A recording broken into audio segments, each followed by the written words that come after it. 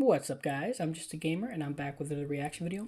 Epic had their State of Unreal presentation today, and I had actually wanted to watch this live, but honestly, I missed it because I'm not gonna lie, I overslept.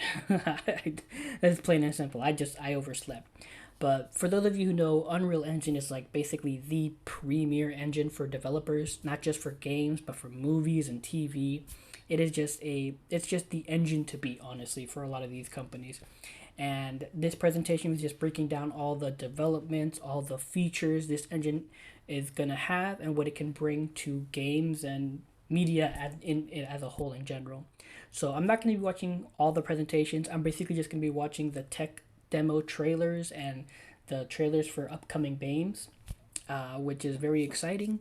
But yeah, if you're enjoying this or anything I'm doing, please leave a like or comment down below. I'd appreciate any feedback. Subscribe. I'm streaming on Twitch, so please consider following me there at twitch.tv/justagamer Inc. All together in word, or you can click the link below. But yeah, enough of me talking. Let's get into it.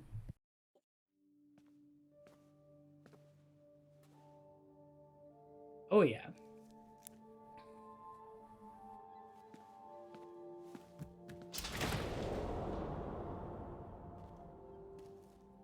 Project M is one of NCSoft's most ambitious projects to date.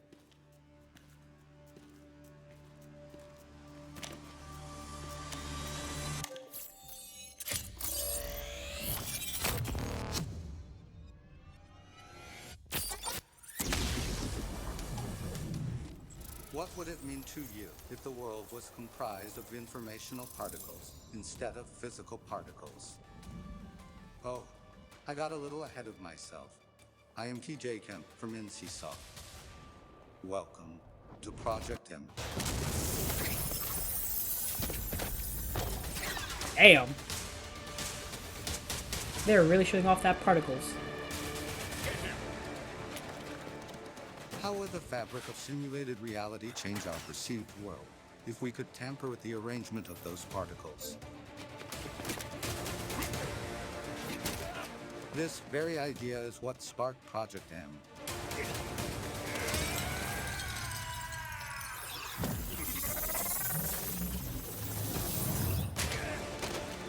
Yeah, they're showing off The that particle informational simulation. particles that shape Project M's world can transform reality based on your choices. And each choice you make will change your experience. Ah, a little Detroit Become Human vibes.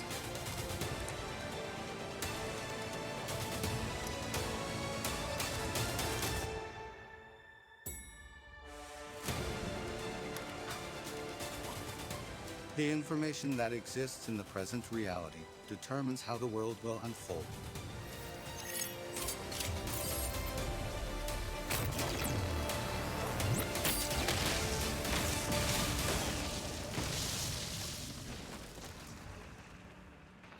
Value every encounter and every moment. These will be essential in the world of Project M. This is where our journey ends for now. I look forward to seeing you all again soon.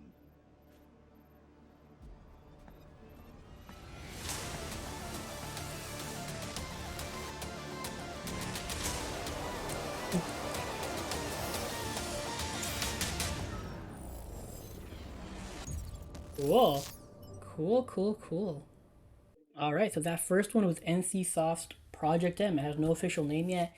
And yeah, again, looked really good. Again, like I said it like twice during the trailer, but like they are showing off that particle simulation effects hardcore.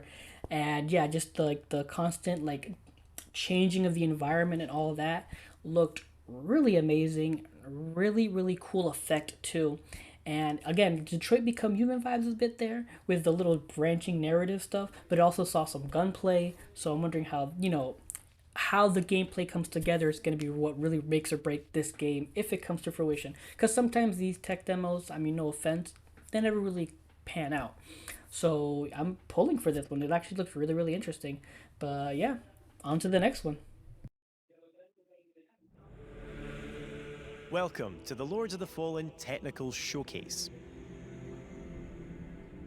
Here at Hexworks, our goal has always been to create the most immersive game experience possible. I actually never played the Today, first Lord of the we're Fallen. journeying I to had it, but I never Skyrest played it. Bridge, one of the game's early locations, to demonstrate just some of the impressive ways Unreal Engine 5's state-of-the-art technologies have helped us deliver on this ambitious vision for our upcoming action RPG. We want players to feel fully immersed in our world by playing as their own unique virtual persona. To achieve this, we've used a combination of technologies, including 3D scans of real people and UE5's own character customization tech. Players can create unique faces and bodies by dynamically morphing between a huge range of shapes before finessing the finer details.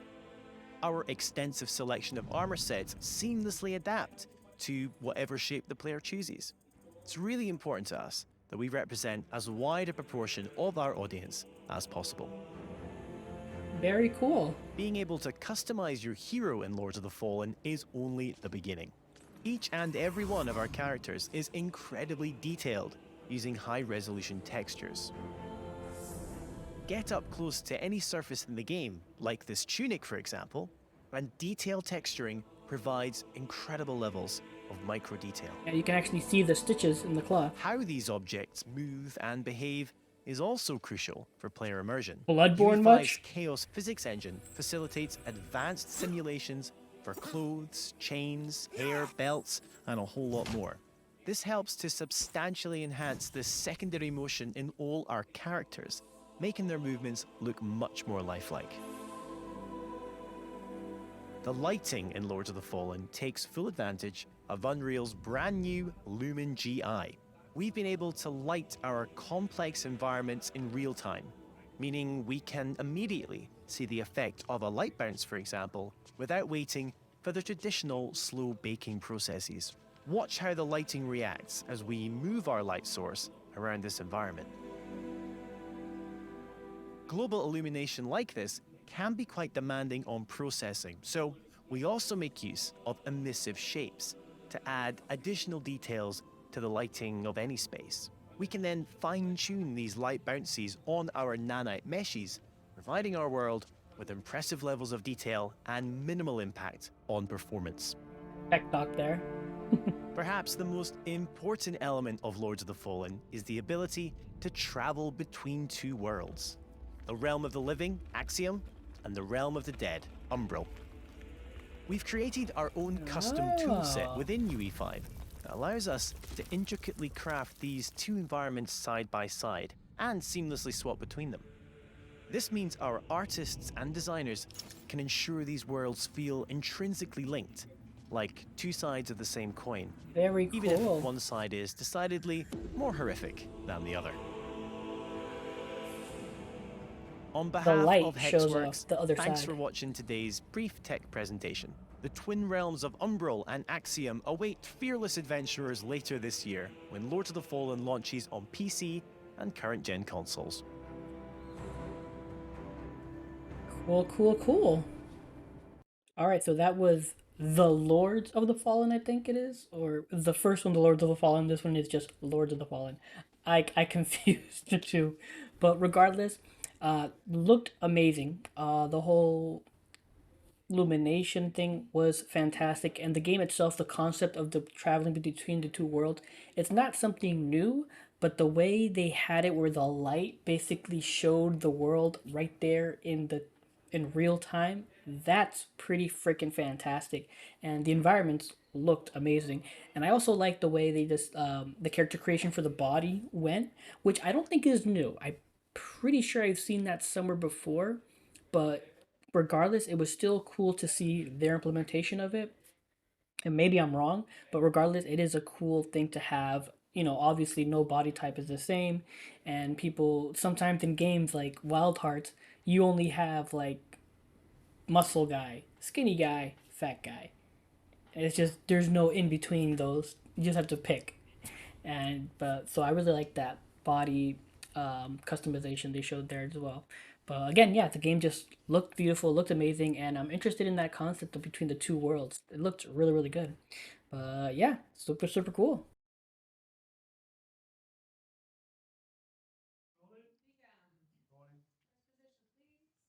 Sign, perf, cut, take 13.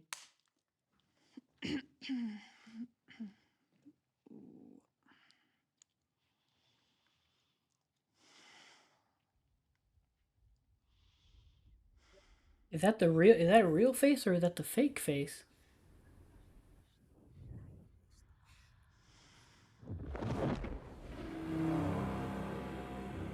I see through your darkness now. I see through your lies. I will show them how to see as I do. I will not appease your gods. I will destroy them.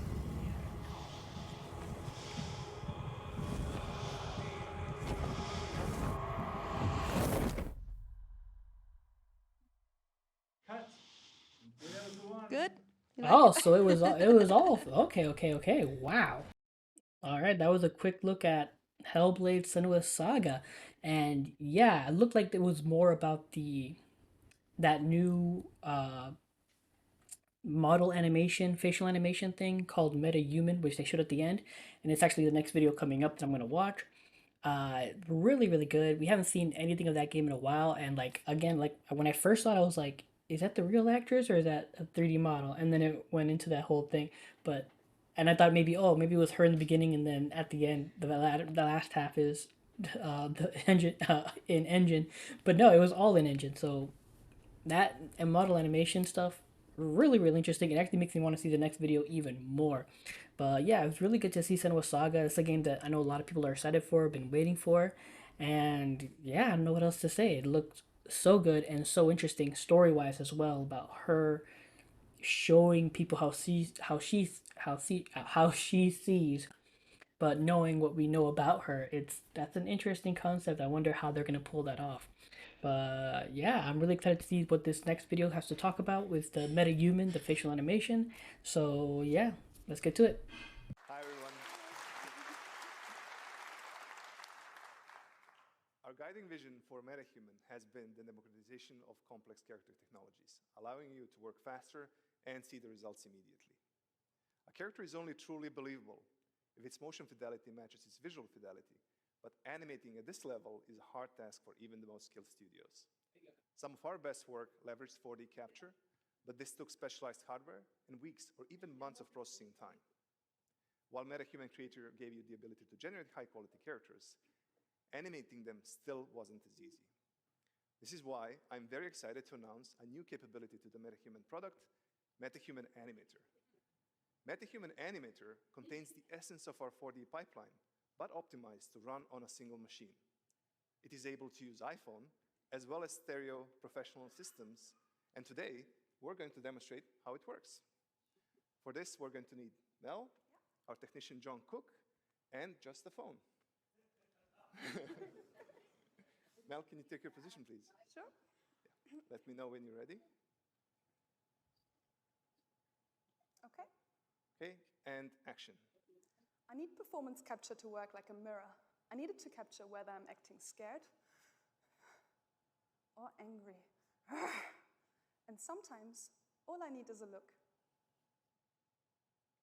Cut. Thanks, Mel, that was great. Yeah, you're welcome.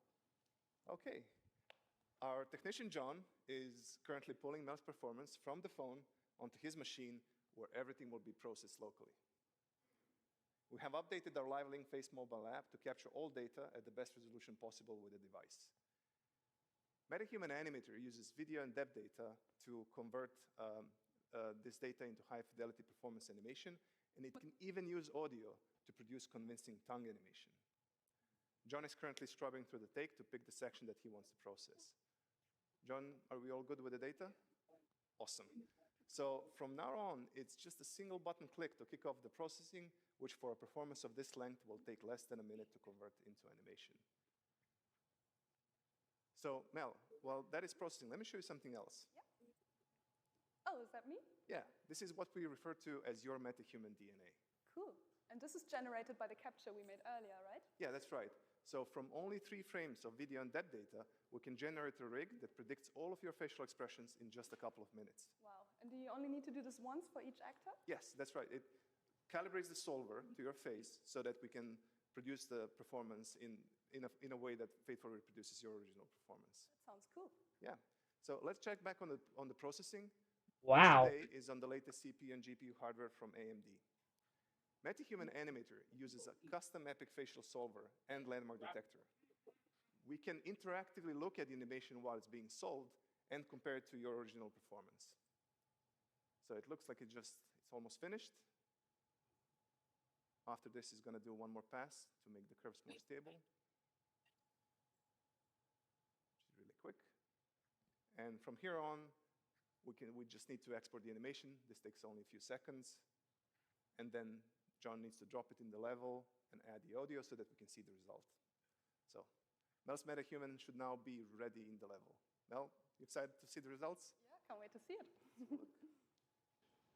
I need performance capture to work like a mirror. I need it to capture whether I'm acting scared or angry. And sometimes, all I need is a look.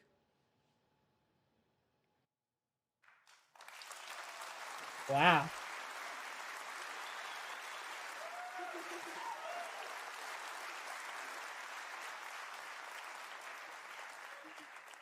Thank you all. So, Mel, what do you think? I think it's incredible because it usually takes months between performance capture and getting any results back, so this is blowing my mind. And all of this is solved directly onto animator-friendly controls. In this case, we are using a bespoke 4D rig, which we created together with Ninja Theory for Hellblade 2, but it's also ready to use on any MetaHuman or any other rig that follows our new MetaHuman standard. Let's have a look at that. Wow. I need performance capture to work like a mirror. I need it to capture whether I'm acting scared or angry.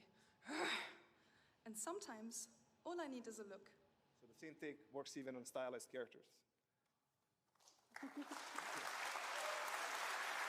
Incredible.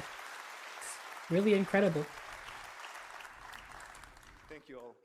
These technologies are completely redefining our creative process, as they will redefine yours when we release MetaHuman Animator to everyone in just a couple of months. All right, so that was basically the new Unreal animation model system or tool called MetaHuman, and what can I say? It's incredible. If it works the way they're saying it does, that's gonna be ridiculous, especially if it's as fast. I mean, given the clip they had of her, they had her take was only a few seconds long, and so like the importing, exporting of it. But even then, with those few seconds, that modeling and that precision they got from that with just that little bit of information, like the speed of which that thing was able to process that and import that and everything is astounding. And again, I was blown away by how good the character, looks. Like especially when they were switching between them, even when they went to the stylized little boy, it's again just groundbreaking stuff, and it looks really, really cool. Really, really exciting to see what this will bring to next gen games. Like, we're gonna have these how many of these characters with this fidelity are we going to be able to have in games, like open world games? If not open world, single player games, like even that is just going to be just mind blowing to see. But yeah, super exciting. A universe is already big at our scale, but when your main character is only a few millimeters tall, it takes on a whole new meaning. As a studio, we have big ideas. As a small team, we need to make choices. And that's where switching from UE4 to UE5 made a big difference for us. It has empowered us by giving us time back. Let me take you through a few examples. As Ogni is very small, we want players to truly feel its sense of scale by having a large space to explore. By using world partition in UE5, we managed to save months of dev time, not just because of the size of the world, but also because we can build on top of it. It allowed us to spatialize a lot of systems very quickly. And with the built-in HLOD, we get strong runtime performance while being able to load the entire world visually in Editor. A large world is great, but it doesn't do us any good if it's empty. And that's where the new packed actors and level instances came in handy. A level designer can use prefabs to quickly prototype ideas, while artists can refine those prefabs in Editor by assembling assets together. And with one file per actor, it all happens in parallel. On the animation side, motion warping allows us to use a single animation for a large range of situations. And with Control Rig, we can Ooh, quickly create the movement there first-class looked a little animations in Editor. wonky. But the most outstanding features And I just noticed the are character is a light grasshopper, movement. or We don't like need a to spend grasshopper. time on topology optimization and can directly use high poly meshes. Lighting is more realistic, and we don't have to use tricks for transition between exterior and interior. All in all, working with UE5 has been a tremendous time saver for us, and upgrading from UE4 was surprisingly easy. We were up and running in a couple of days. We can now iterate more quickly, focus on gameplay, and allocate time to riskier ideas. But enough talking. Go on the Epic Games Store and wishlist the game now. Thank you, everyone. Enjoy the rest of the show. Very, very cool. All right, so that was basically not just a tech demo, but the announcement of a new game called Infinitesimals, and very, very interesting. And like, if they can get the scope of that world running again, the transitioning between interior to outeriors, all that smoothly, it's gonna be freaking amazing. And I just know, and again, what I said, I only noticed after a while that like the character is like a grasshopper like character, which is very, very. I like that. Like, it's very like cute. I don't know how else to say it. I thought it was very cute that he was a grasshopper. But then there were also like look like regular insects like that spider. So are they aliens or what's going on there? I'm intrigued. I'm intrigued. But on to the last video, which is basically I think a Fortnite editor or something like that. Not really sure. But yeah, let's get to it. Now let's take a closer look at UEFN features and workflows. We put together a short video, and then we're going to do a demo. Thank you. Let's start with the basics. Unreal Editor for Fortnite runs on PC and is integrated directly with Fortnite, so you have access to over 4 years of content, all for free, to get you started. What's special about UEFN is what we call Live Edit. Live Edit allows anyone on your team to join a UEFN session from any platform that runs Fortnite.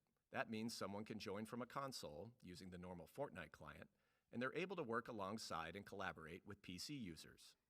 UEFN has access to all Fortnite creative devices, our modular gameplay systems that work in the in-game editor. This allows you to instantly add gameplay and quickly bootstrap your game from the hundreds of gameplay devices already available. The UEFN beta has many of the same features we use to create Fortnite, including the landscape editing toolset. You can edit the landscape to change the look of your island, or make sweeping changes to create something completely new, and then quickly play it in-game to check out the results.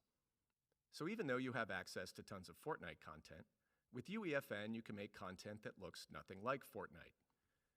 This is a section from Forest Guardian, a tech demo built in UEFN that we are launching today. A big feature of UEFN is the ability to import your own custom assets. So we used a few 3D models, textures, and materials that we built just for the project. And all the lighting in the cave was made possible thanks to Lumen, our real-time global illumination system. You can also find more content like Quixel Megascans and Sketchfab models in our It initial makes me alpha think release of the Fab plugin for UEFN. Black Myth, Sun All Wukong. assets are curated and optimized for use in Fortnite, and the full version of Fab will launch later this year. You can also create and modify materials, so you can change the look and feel of objects easily. And you can import skeletal meshes, and then animate using Sequencer and Control Rig. Everything you've just seen is available today in the public beta version of Unreal Editor for Fortnite.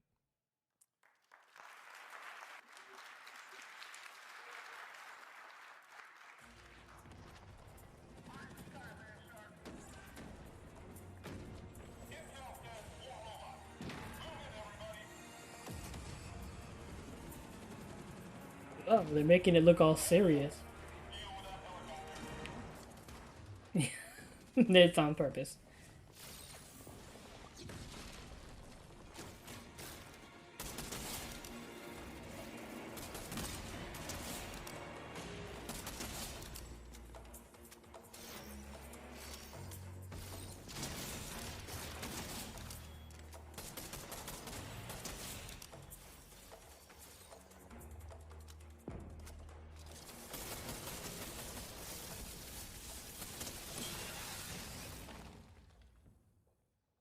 glad that went well. All right, hey folks, so let's talk about how all this was made. Michael here has the scene open in Unreal Editor so we can take a closer look. For the environment, we built this level using Quixel Megascan assets, many of which are available in the Fab UEFN plugin. We also used custom content that we built just for this demo. For the gameplay you just saw, we hand-placed enemies using a creative device called a guard spawner, which generates the aliens that you saw at specific locations. However, we wanted to do more and introduce dynamic play that goes beyond what the current creative devices can do. So to do this, we used our new programming language called Verse. So in this short section of code, every second, we grab the position of the player. And for each spawn location, we then calculate the distance to the player, and if it's within a certain threshold, we tell that guard to spawn into the level. So now we have gameplay that's more reactive to the player's actions. This is just a short example of using Verse, but for a deeper dive, check out the Verse Tech Talk later today. Now, Michael is going to show us how we put the intro cinematic together. Hi, everybody. So before the gameplay section, we played this quick cinematic animation. This was actually created entirely in UEFN using Sequencer. Sequencer is our multi-track editor, and it's been used in everything from in-game cinematics to Hollywood feature films. So let's take a look. Now all of this stuff is available right inside UEFN. So let's take a look at this last shot from a slightly different perspective. So the other thing we featured in this section was a bunch of Niagara. Niagara is now available in UEFN, and it's our high-end VFX system. So, and just like in the movies, you can frame up shots and have great effects. So what we're going to do here is just set this up. So just like in the movies, you can have slow-mo too. Makes everything better, right? So these are just a sampling of stuff that you can do inside Sequencer. But let's get back to the game. All right, so now that we're back in the game, in UEFN, you have access to Fortnite's time of day system. Or you could use what we did and do what we did and use a completely custom lighting solution. And thanks to Lumen, both daytime and nighttime look great. Now, let's go to the final gameplay section and let's close out the demo. But as a reminder, everything that you're seeing here was created in the same version of UEFN that we're releasing today. I think I'm going to jump in here and help you, Ray. I'm all for that.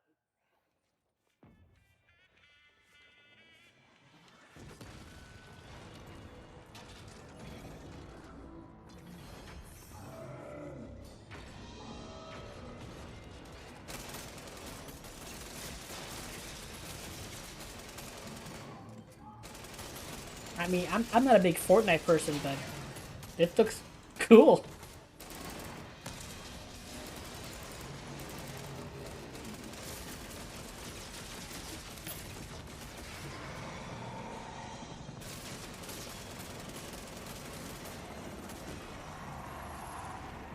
She popped out of existence for a second there. But it's actually good, because it shows that this is real. It's not just some pre-made thing.